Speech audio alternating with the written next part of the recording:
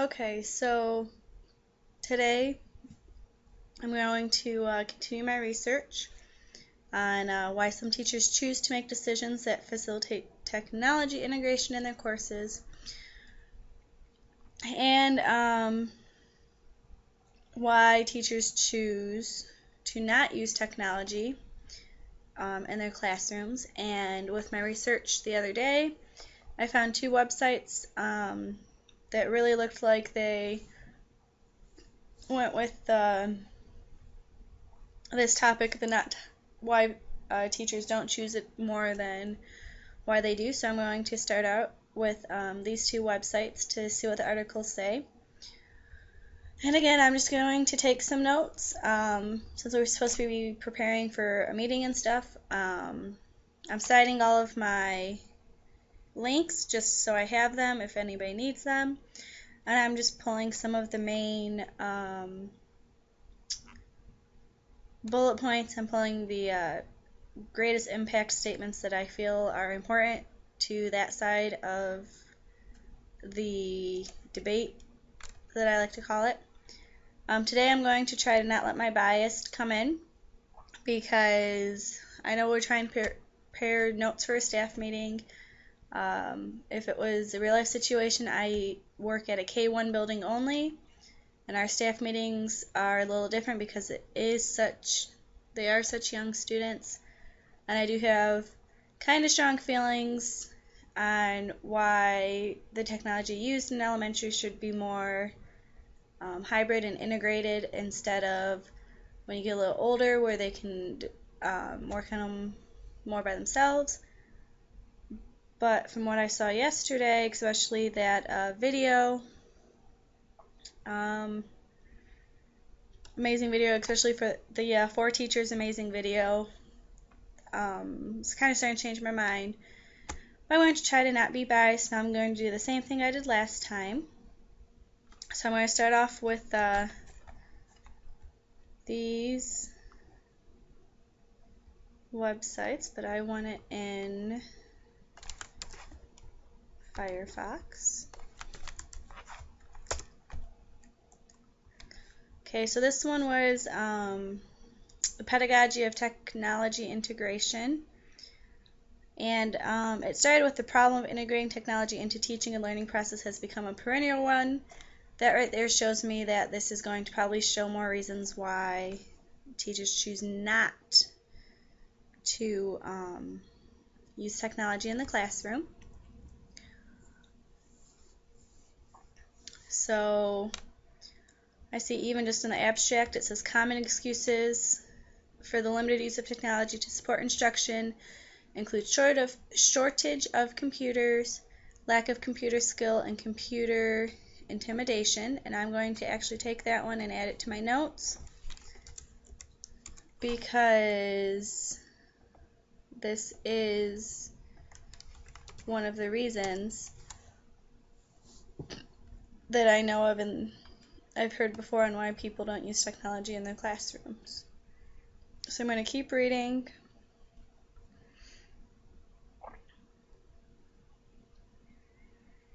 Okay, so I see this big heading says problems of technology integration. Scope of instructional technology would be a great section, but since I'm looking for why people choose not to use it today, I'm going to focus on this one, and of course it says problems. So I'm going to find some reasons why people might not use it or why it's a problem.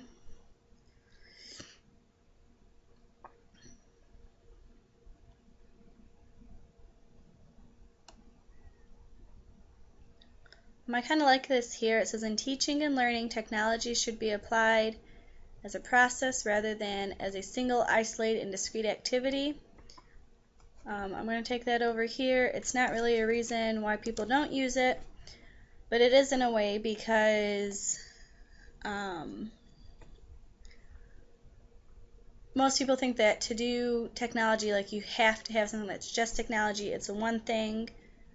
Put them online, they do one module, or put them online, they play one game, watch a video, and it's just one activity.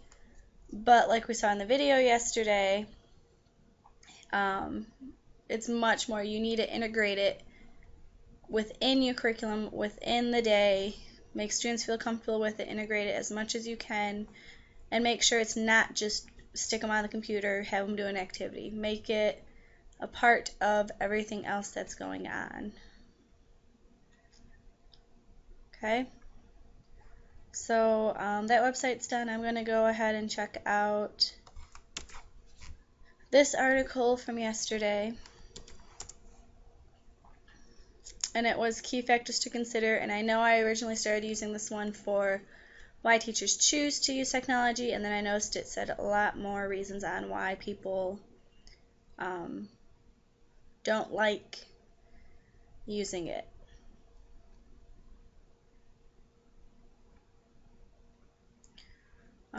I did these quotes yesterday. 95% of schools are connected to the internet.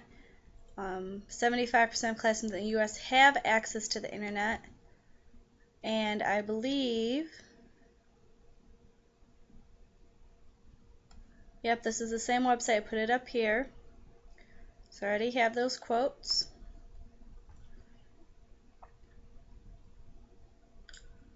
I know when I was going down it said factors that facilitate implementation with a role in every stage. Nope.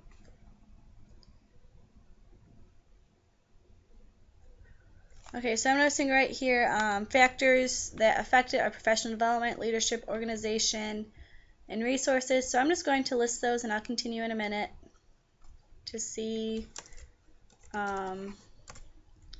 what this article says about that. So some other factors are professional development, leadership, organization,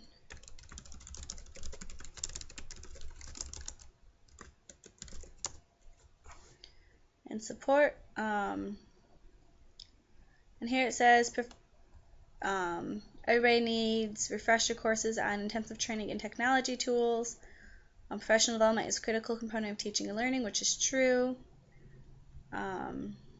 So if we don't get enough professional development for using technology, we won't feel comfortable. That's a huge thing.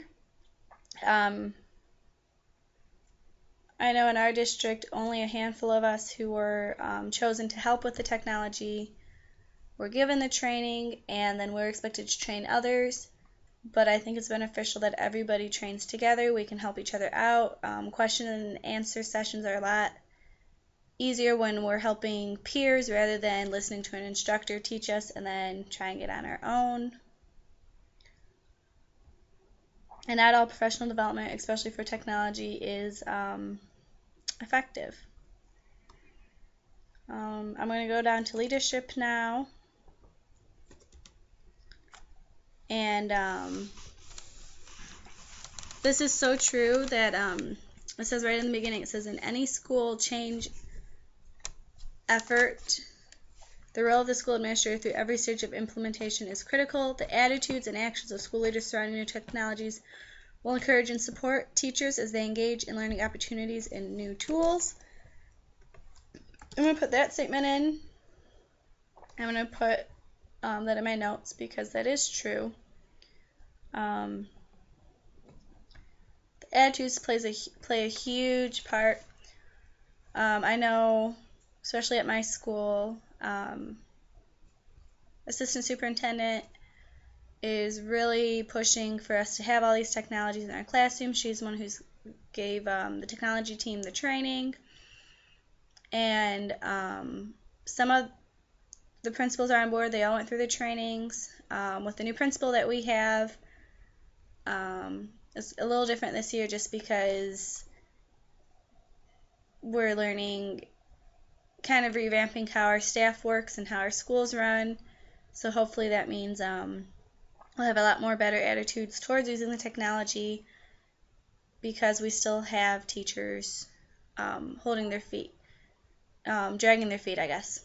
So while this is the attitudes and actions of the leaders for our district, is they're really for technology. They're trying to help us in any way, but they're not really showing us how it can be integrated, especially at the elementary level. So I'm actually going to put that as a note, even though it's not really stated in this article, that we need to be shown how it relates to us, how we can use the technology at any grade level. How does it pertain to me? This is a huge thing because, especially at our K1 level, all of our trainings we go to are focused more on the middle school and high school, and it can go down even to like the 3rd, 4th grade. But at our K1 level, they're just starting school.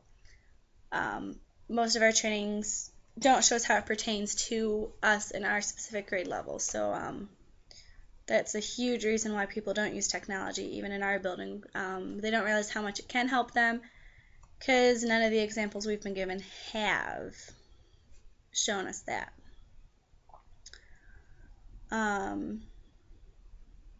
You do need the resources and support, but I know I already looked at this website a little bit yesterday, so I'm going to go ahead and just Google some reasons. Again, just like yesterday, I really want to try to find some teacher viewpoints. I know I really didn't find a lot yesterday. Research articles are great. I know they're valuable resources. They do their research.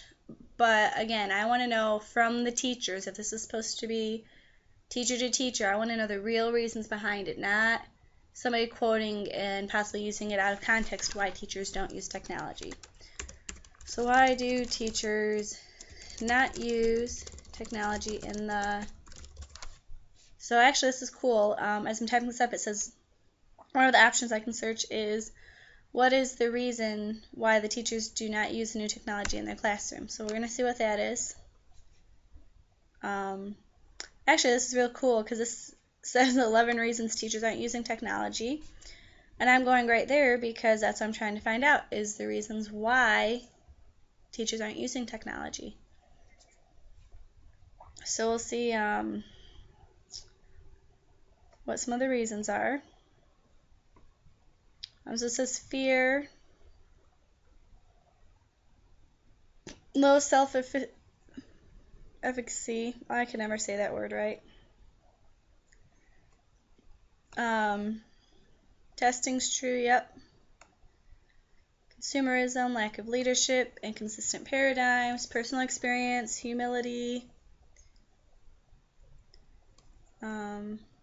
People think it's optional, lack of technology and research. I kind of like all of those. Each one has a little blurb.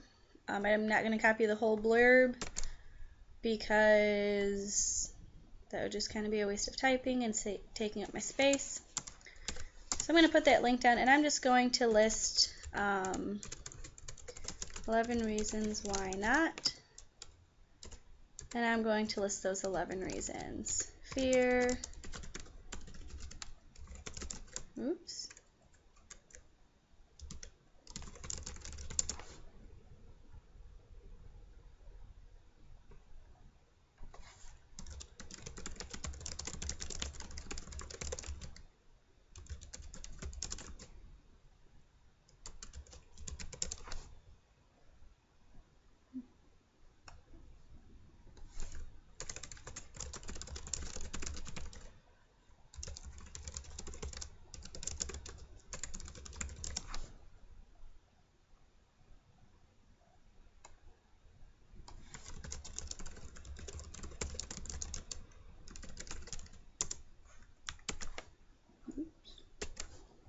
Okay. So let's go back to Google and keep looking. Let's see, why aren't teachers using more technology in the classroom? Let's try this one. And the blurb says, why aren't teachers using more technology in the classroom? Which means maybe it'll tell me reasons.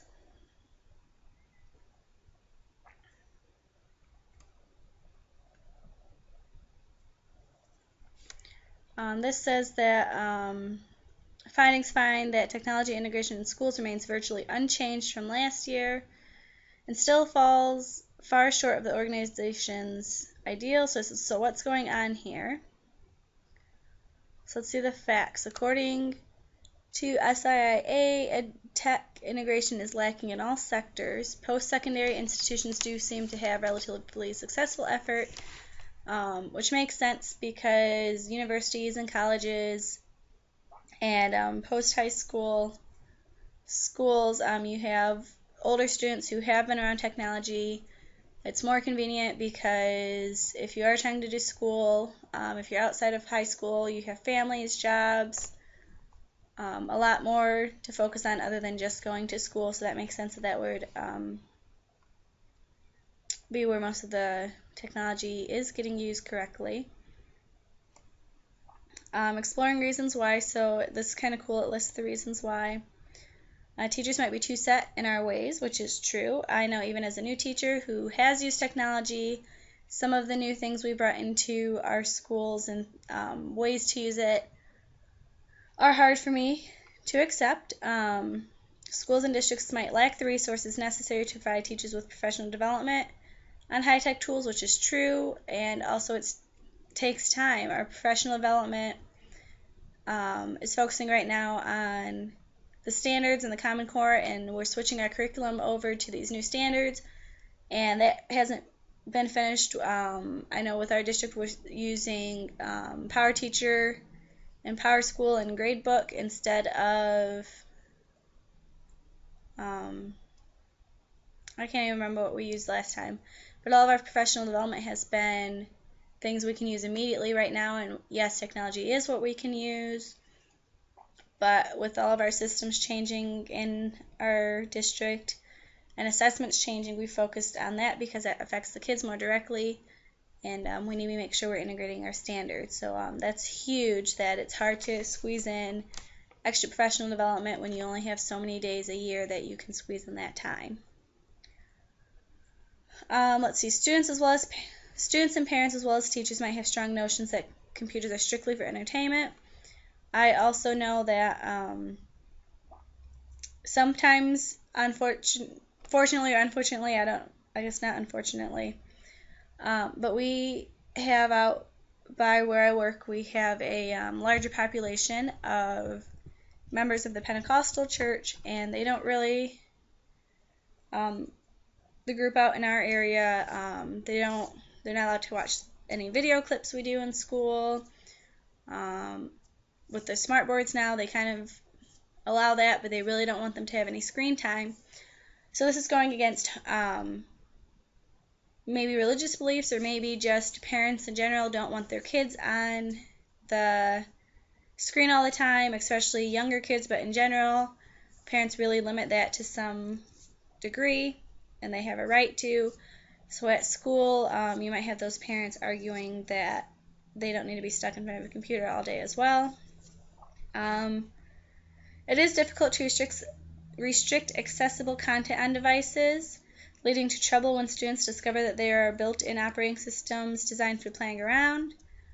Any age can get onto websites usually that they're not supposed to. At the younger age, it's probably going to be by pure accident, but they can get onto sites that they shouldn't see. They won't know what to do, and if they just keep clicking, that could greatly affect their learning at the older levels. Because kids are so tech savvy, if they can figure out how to get around firewalls, which at the school level is usually pretty easy to do, they could just be going on websites and playing games and doing activities they're not supposed to because they can, and it is really hard to monitor everybody's use all the time. And this last one is okay too. So I'm just going to copy these bullet points and put them in here. And it's the same as a different website, so I'm going to make sure I put this new website up here so I know that it goes under that website.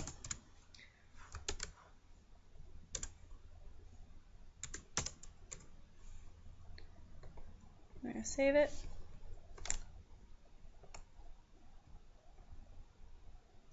Um,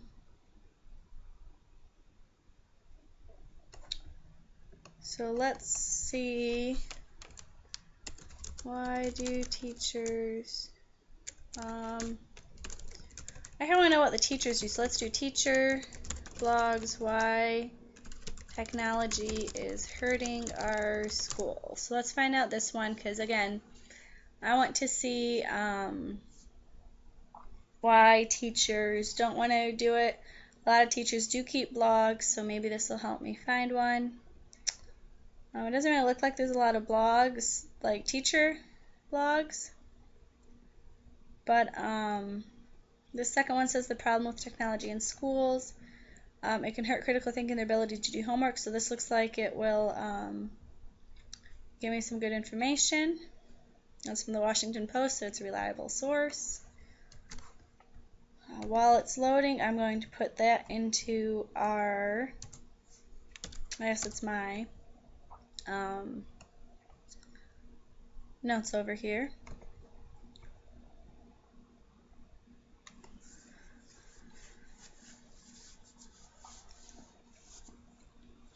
Okay, so this says 90%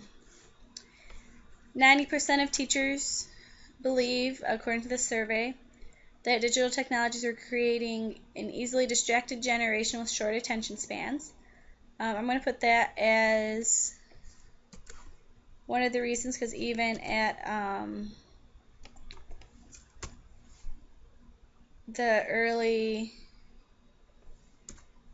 grades that I'm teaching in, we are noticing a ton of attention problems, and the students are having a real hard time focusing. But gosh darn it, if we put on a video or stick them on a computer, they quiet down and can focus instantly. So I know that is a huge problem on why we don't want to use technology all the time. We want them to help develop their attention span. About 60% said it hindered students' ability to write and communicate face-to-face. Again, I'm going to copy that because it's true. I know students need to learn how to type, especially in today's day and age. Everything's online, so as they get older, students are going to need to know etiquette, how to email. With today's texting world, they do need to learn etiquette. They can't just put everything in caps, emoticons, emojis, text lingo even, quick ways to type. OMG instead of oh my gosh. Those are all etiquette things they need to learn, and they can learn by becoming more familiar and using the technology in their classrooms. But students are having trouble. Again, I know watching the students at our school, and I know K1 again is a little different because they are just coming into the schools, so they haven't had an experience where they're working with people, so it's all new skills to them. But a lot of students don't know personal boundaries. They don't understand how to talk to people, share their ideas, and our writing, not so much our reading, but our writing. I have students who still can't write their names without backwards letters. Some students even write their names backwards. As more and more kids get to, they're not so much using the keyboards, but they're using the mouse. They're using their fingers with all the touch screen, and they're not developing their fine motor skills, so you can't read what they're saying, and not a lot is handwritten anymore today, but students still need to know, I think, how to write their names. So that's a huge factor on why people would not want technology in their classrooms.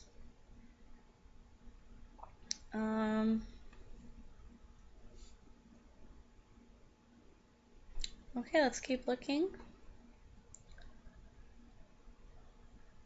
This says it's a blog. Let's see what this blog's about. It looks like it's going to kind of give us both sides. This is from Hands On Suburban Chicago, so it looks like a blog.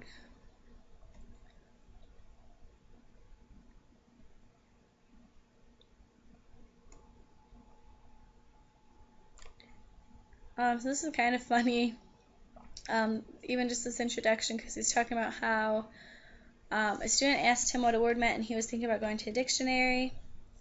But he says dictionaries are comparable to dinosaurs. I remember going to school and a dictionary being on the school supply list, but now you can Google it. So that's kind of a cool thing. I'm actually going to put this under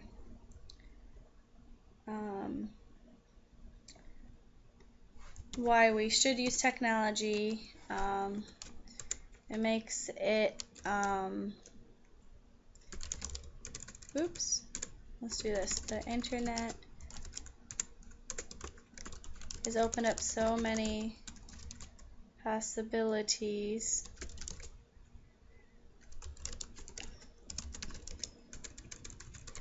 Databases.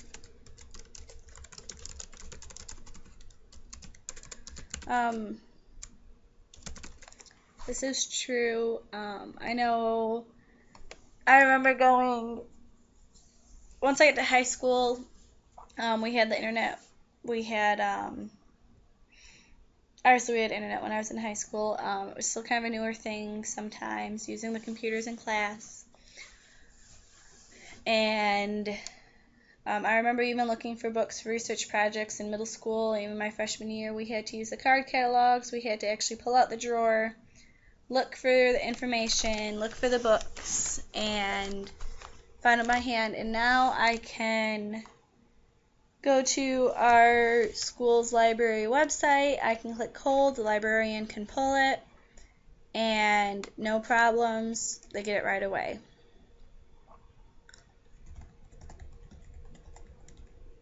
So this is kind of cool. I know some of this might be out of context, but it says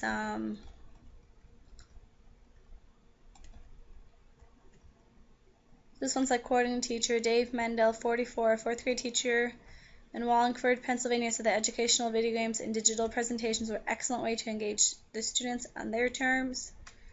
That is true. That's a common theme I saw in yesterday's research, but it's always good to have extra support. So I'm going to put that in, and I want to keep looking. No.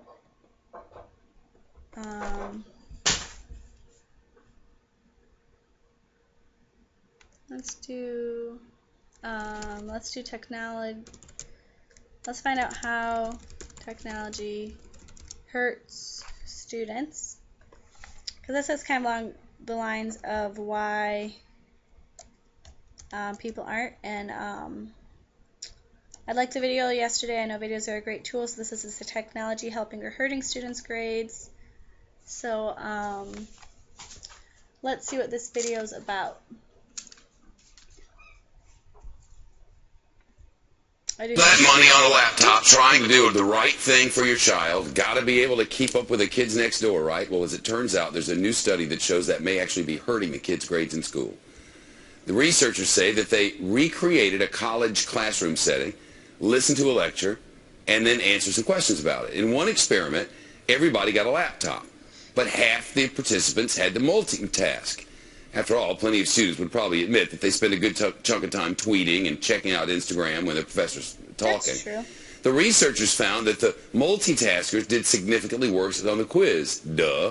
And a second experiment found that those laptops may be a serious distraction to students who have only pencil and paper. Those participants tended to score lower when a laptop was nearby. Before it keeps going on, that is really true. I know when I was in college, for my undergrad, some students had laptops that were still using a lot of paper and pencil.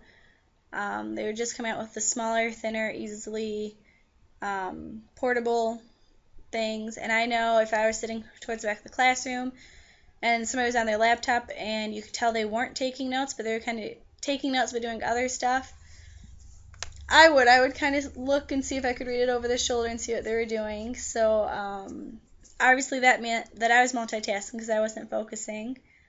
I know when I'm online, and I've been guilty of it even with some of these master's classes. If we're doing something online, I have two tabs open and I'm doing something over on one side while I'm listening on the other side, and it is hard to admit, but yep, I don't, a lot of people, it's hard to multitask. And I like that this is Fox News. This is kind of cool, so I'm going to keep going to see what else this report says. The study appears in the journal Computers and Education. With us now, FoxNews.com science and technology editor Jeremy Kaplan. I'm not really surprised by this, except for the part that the pen and paper kid over here is distracted by this. Well, that's the true. part that's kind of alarming, right? Yeah. Even the kids next door, they're sort of looking over, something's happening on Facebook, what is it? I got to watch that, and they're not paying attention to what's going on in the class. Kind of eye-opening. Yeah, when they first started this, I was like, man, they always said the worst thing you can ever have when studying or consuming information is distractions. Sure. And Yeah, that piece of true. junk is a distraction. And it's interesting. It's a really interesting commentary because we think there was a period of time when everyone was super excited about laptops moving into classrooms. Yeah. Then, of course, we've got iPads now, and they're just giving them out to students. And there are a lot of pros, certainly some benefits, very obvious benefits. But, of course, everyone is just doing all this other stuff, Facebook, Twitter, and it's just harming them. It's a double-edged sword. We really have to think about how these students are being taught. Researching, it's a whole new world. Nobody has the World Book and Encyclopedia Britannica on the shelves anymore like I did when I was a kid. Mm-hmm. So your research is a lot better. But you wonder if it might be wise to consider leaving the laptops in the study area, not in the consumption of information area. That's one option. The other thing I was thinking, maybe they need to just lock schools down. It's a very extreme option, but offer 3 or 4 websites that they can go to, a couple of news sites, a Wikipedia maybe, and then just everything else gets shut down. It's an extreme option, but that's one way to prevent all this distraction. Well, I don't know. I feel like if I were running a school, I'd probably want people to not be on Twitter and Instagram all day. But then on the other hand, don't be Snapchatting on me when I'm up here trying to teach you something. You'd have kids on solitary, you'd have kids opening and closing applications just for the heck of it. It would still prove to be a distraction, I think. So there isn't really any good answer here. God knows Candy Crush couldn't be allowed. It's a lot of fun. Candy Crush has, 1 week, it ruined my eyesight and almost collapsed my nerves. You and everyone else. Candy Crush. Candy Crush. It's nothing but Candy Crush. I'm sure that's what kids are up to these days. I hope they're making money. They ought to just lay off the Candy Crush and, I don't know, watch True Blood. It's the last week. Are you going to watch True Blood this weekend? I'm not a True Blood fan. You are crazy. I'm not much of a TV guy. I'm not much of a TV guy either. There's the Yankees, the Rebels, and the True Blood. That's it. Nothing else. And Megan. I watch Megan. She's on vacation, so I don't have to watch her right now. Those are your distractions. That's true. And now the Candy Crush. No more Candy Crush. I deleted the app. It was that or new glasses. See you, Kaplan. Always a pleasure. Okay, so I want to see when this video was. So it's 2013. I'm actually going to take that website again. They said some really good things, some things I knew, some things that I really wouldn't have thought of, but it made sense. Oops, and this is a Fox News video from 2013. Researchers find laptops may distract learning in school. I think what the guest said was a little bit of an extreme opinion that they need to lock down all websites except for like 3 or 4 because kids can always find a way around it. And there's so many great things out there. And I know as a teacher, even in our district, we have things like YouTube blocked.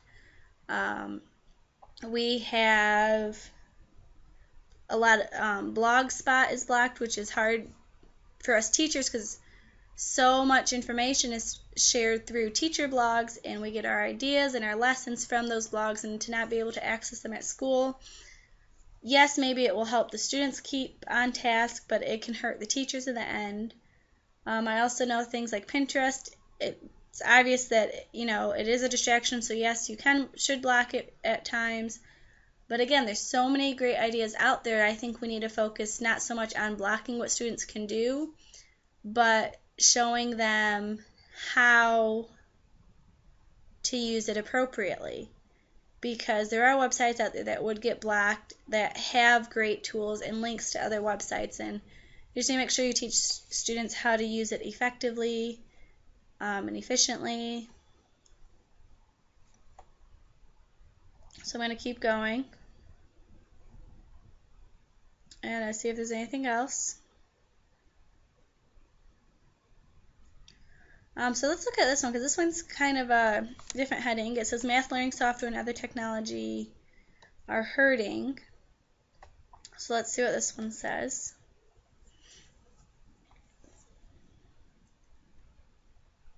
It says why Johnny can't add with a calculator. Technology is doing math education what industrial agriculture did to food, making it efficient, monotonous, and low quality. And I know I've actually been at some stores where they give me the wrong change, and I try to tell them because they're shorting themselves. They give me too much usually, and they'll tell me, no, that's what the computer says, that's right, you're wrong, and they will not take no for an answer. So I know that's kind of not what this research is about, but I am noticing a lot of people cannot do it. They listen to the computer only, and it's kind of cheating systems out of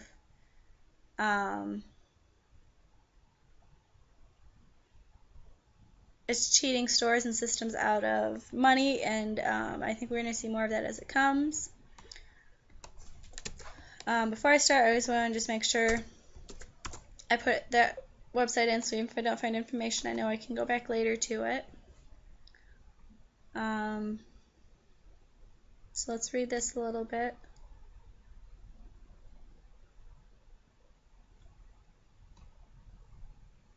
And this is kind of a different fact. It said, it's a little bit older, it says from 2011.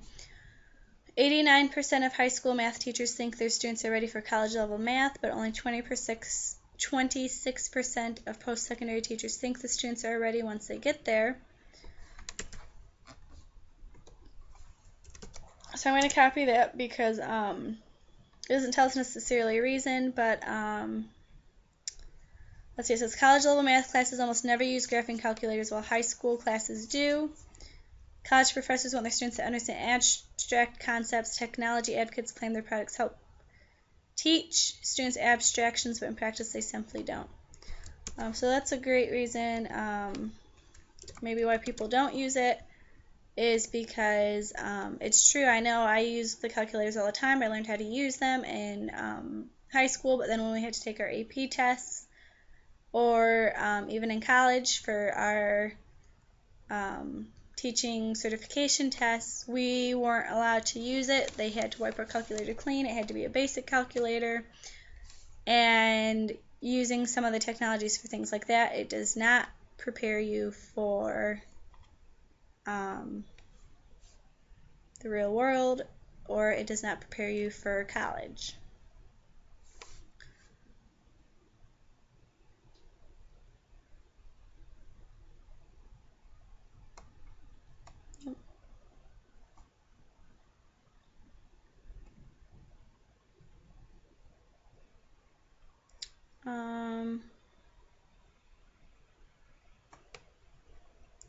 I'm not seeing really any reasons here.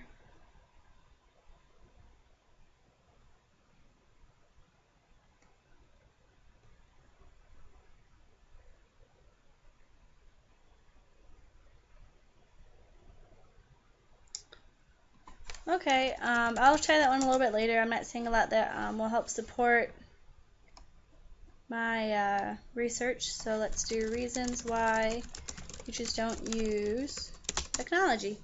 I don't think I did that one. A couple of them already came up.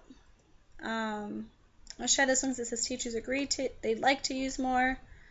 So maybe it'll list reasons why they don't. I'm going to take this website just in case.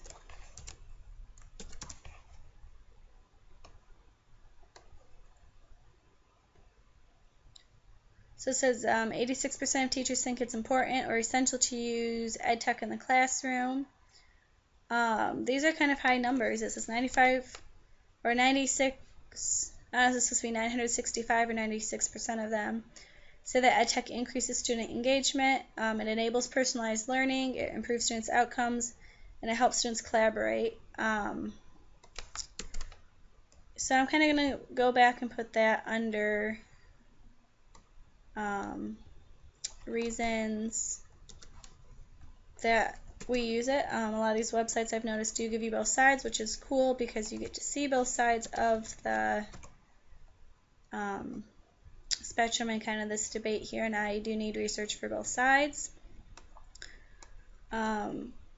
So those are really high numbers, but then if you look down here, this is kind of cool because it does just list this right away, and there's this whole picture here. I'll look at it in a minute. But 90% use content tools weekly, 24 use teacher tools. So even though they want to do it, it looks like these numbers are really low. I'm just going to skim over them because I want to find as much information as I can online right now. And I can always go back to my notes and refer back to them later and learn some more about it.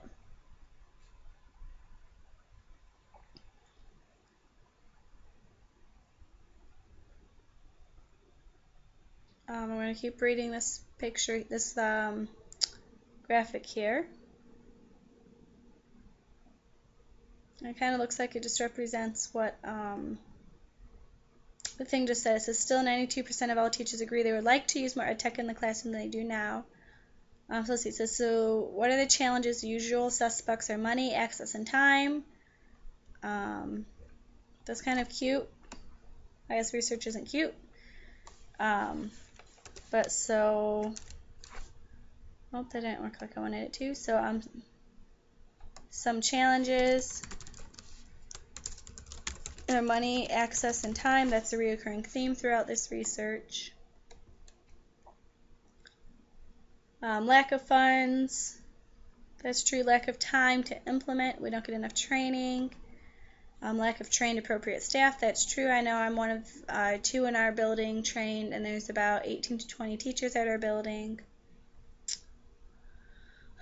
It says in search for good EdTech, the view is different from inside and outside the classroom. This is kind of true as well. Teachers have their own priorities.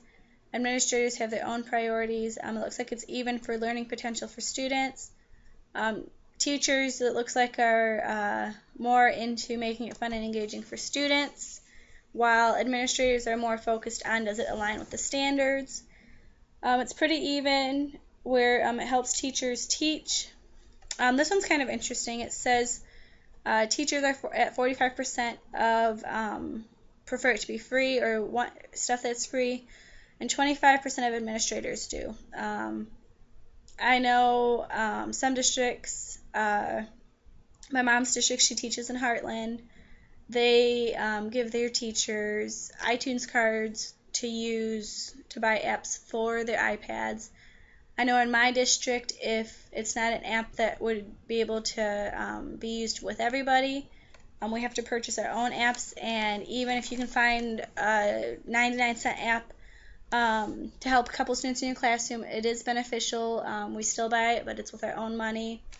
So anything free is great. This bottom one also kind of confuses me. This is overall high quality. It shows administration is focused on that more than a teacher priority, which kind of confusing because I think both sides would equally agree with it needs to be quality, whether it's free or if you're paying for it, but especially if you're paying for it. You don't just want to use something just to use it. You want to make sure you use something for that is high quality, because with this integration, students need to make sure it's the best quality, so they are learning how to do it the best way. It looks like that graphic's done. And that looks like a good stopping point for today. I know I plan to do a little bit more research throughout this week and probably throughout this course. 4 pages of notes is a lot, but I have tons of resources. I put all of the websites on here. I put the main ideas that I saw. These can go into PowerPoints. These can get printed off to make it look a little pretty, and they could be great notes for a meeting, and they can actually have the source to go to. This is just for my reference right now. And I look forward to looking up some more information later when the time comes and is needed.